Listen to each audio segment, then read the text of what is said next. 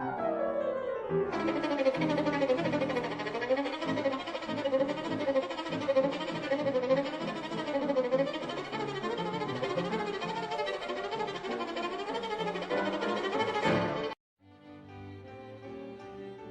was born in Arizona. I was raised in Heber. When I was young, my grandmother was into family history. I stayed with her a lot. And when I was a little older, I was fascinated by family history because she came from Mexico and she was telling me all these stories.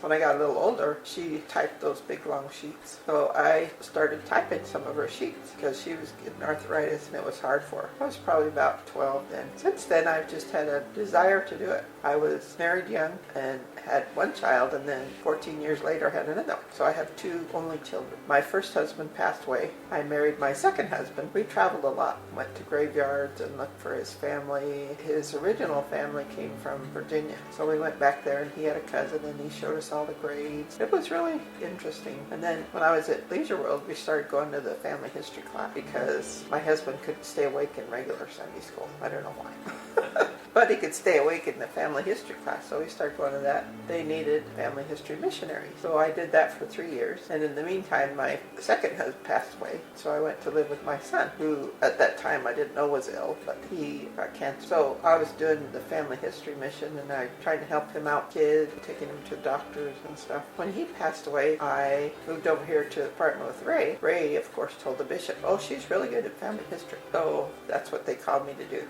Then I've been doing that since I moved in this ward. We gave a fifth Sunday lesson on index. We were trying to target the youth so that they would start index because they're very computer literate. They know how to do pretty much everything on the computer, and they can find things that some of us don't have the patience to. So I said, well, I've just been wasting time. I can do this. So I started index, and then it's like I got addicted.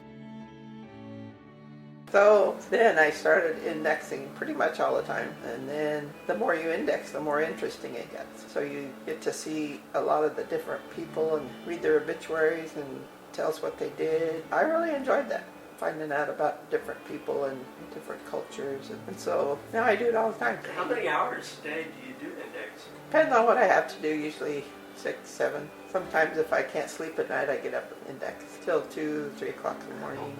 I like the obituaries because they're typed, and it's really hard to read some of the writing on some of them. Right now I've been doing the census, so it's really quick, and it's 80 records a batch. I can do 10 batches in about 3 hours. Get in there and start doing it. You'll find that it's very interesting and it's fulfilling because you know you're doing something to help other people, help moving the work along by leaps and bounds because all these people are finding their record.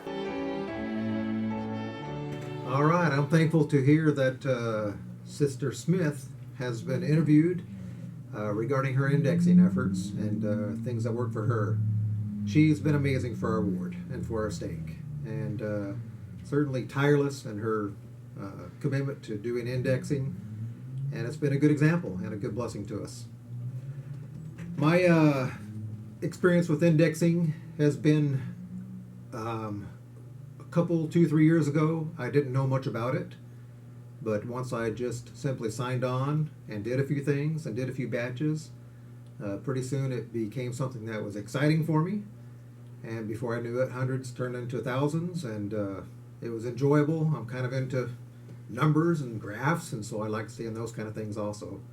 But, of course, the most important thing is that we're helping people find their family members and do the temple work for them. And that's why we're here on this earth, for those temple ordinances. I want to just also leave a word of encouragement for anybody in the ward and the stake.